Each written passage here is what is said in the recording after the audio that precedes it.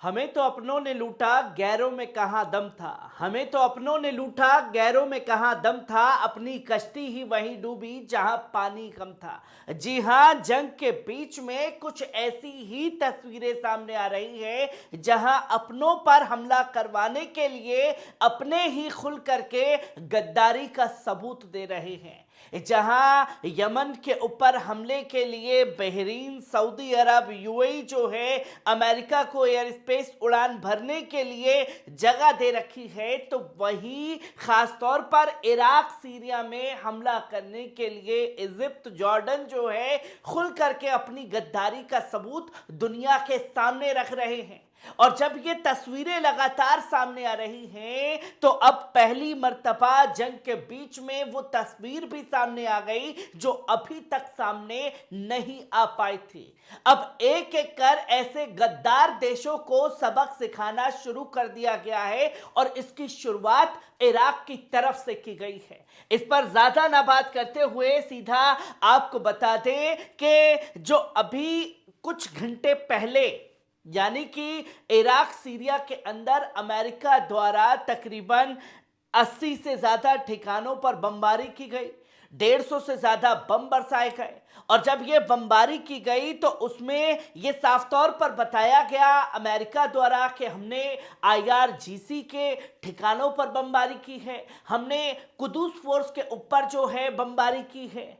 पर ईरान की तरफ से बयान सामने आ गया कि ना आईआरजीसी के ऊपर कोई हमला हुआ है, ना ही कुदूस फोर्स के ऊपर हमला हुआ है, बल्कि हमला हुआ है जो आतंकी संगठनों से लड़ने के लिए इराकी सेना के हथियार रखे हुए थे, उस फैसिलिटी के ऊपर आपने हमला किया। और इराक में तकरीबन आम सिविलियंस के घरों को और आम सिविलियंस को आपने निशाना बनाया है। जिसके बाद जो है एक बड़ी खबर इराक से सामने आती है, जहां जॉर्डन के ऊपर बड़ी कार्रवाई करते हुए जो तेल निर्यात का कारोबार दोनों देश के बीच चल रहा होता है, उसे पूरी तरीके से बंद करने का फैसला लिया गया है इराक द्वारा। और इराकी जो प्राइम मिनिस्टर हैं, उन्होंने भी कई बड़े बयान दिए और जो मेंबर ऑफ पार्लियामेंट हैं, उन्होंने भी खुल करके इसका जिक्र किया और ये बता दिया कि ऑयल एक्सपोर्ट्स जो चल रहा था जॉर्डन के साथ पे, उसे समाप्त किया जाता है। एक बड़ा झटका जो है जॉर्डन को सबसे पहले देने का काम इराक की तरफ से किया गया है, जो जॉर्डन ने अपनी जगह दी अमेरिकी मिलिट्री बेस को। और जब उस बेस के ऊपर हमला हुआ तो इराक, सीरिया के ऊपर हमला कराने के लिए एयर स्पेस की जगह भी दी गई, खासतौर पर अमेरिकी मिलिट्री सेना को, जिसकी तस्वीरें कल सामने आई।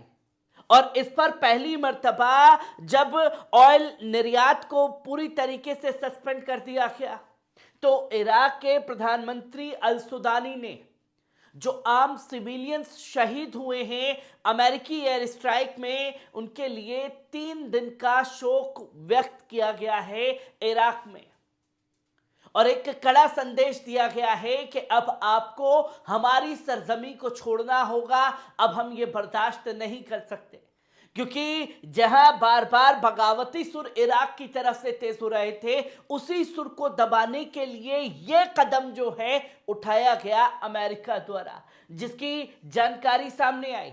और सिर्फ इराक के अंदर ही नहीं, बल्कि सीरिया के अंदर भी मुसलमानों का जो इतिहास है, जो सीरिया का अपना एक इतिहास है, उसे मिटाने की कोशिश की गई इस एयर स्ट्राइक द्वारा।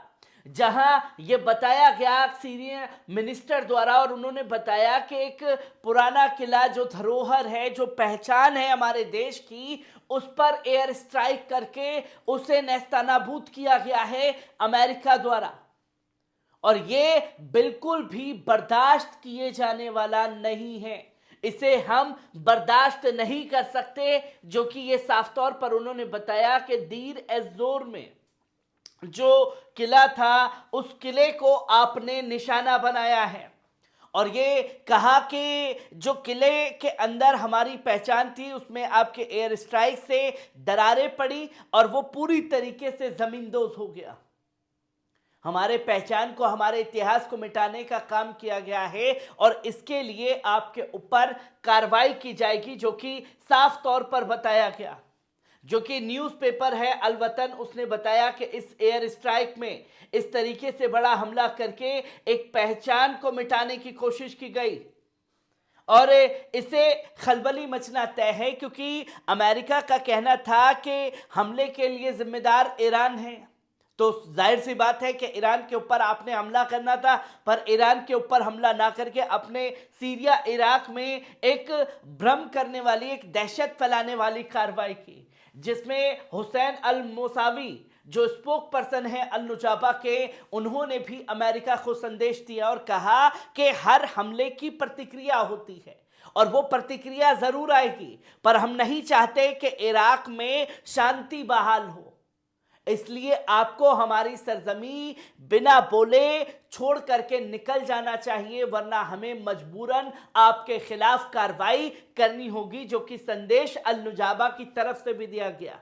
और यहां सीरिया के जो मिनिस्टर हैं, उन्होंने एडवाइजर हैं, उन्होंने साफ तौर पर बताया कि इस हमले में 23 आम सिविलियंस को शहीद किया गया है। तो वहीं इराक ने भी बताया कि 16 आम सिविलियंस को निशाना बनाया गया है, जिसमें एक भी लड़ाका जो है वो नहीं मारा गया, किसी भी इस्लामिक रेजिस्टेंस का।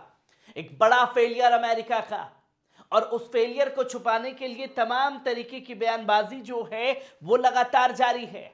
और इराक के द्वारा जॉर्डन के ऊपर जो कार्रवाई की है वो यकीनन काबिल तारीफ कदम है। तो वही ये भी जानकारी सामने आती है कि जो यूएस चीफ स्टाफ है, जिनके बारे में बताया जाता है कि चार्ल्स ब्राउन ने इससे पहले, हमले से पहले सीरिया इराक में हेजी हेल्वी से बात की थी, जो इजराइल के स्पोक पर्सन हैं, और उनसे जानकारी मांगी थी कि आखिरकार कहां कहां कैसे कैसे ठिकाने हैं। उसकी जानकारी खुद इजराइल ने दी और इजराइल के जानकारी के बाद में अमेरिका ने सीरिया इराक में चढ़ाई की। और जब सीरिया इराक में चढ़ाई की और यह मैसेज दिया गया कि हमने आईआरजीसी के ठिकानों को उड़ाया, हमने कुदूस फोर्स के ठिकानों को उड़ाया, ये जानकारी इजराइल ने अमेरिका को दी, उसके बाद ये कार्रवाई हुई। और कार्रवाई किस पर हुई, ये तस्वीर भी दुनिया के सामने है कि इजराइल ने कैसे इंटरनेशनल जलालत करवाई है इराक सीरिया में हमले करवा करके अमेरिका की। इसको दुनिया बखूबी देख और समझ रही है। हर एक पहलू को आपके साथ साझा करता रहूंगा। दीजिए इजाजत, शुक्रिया।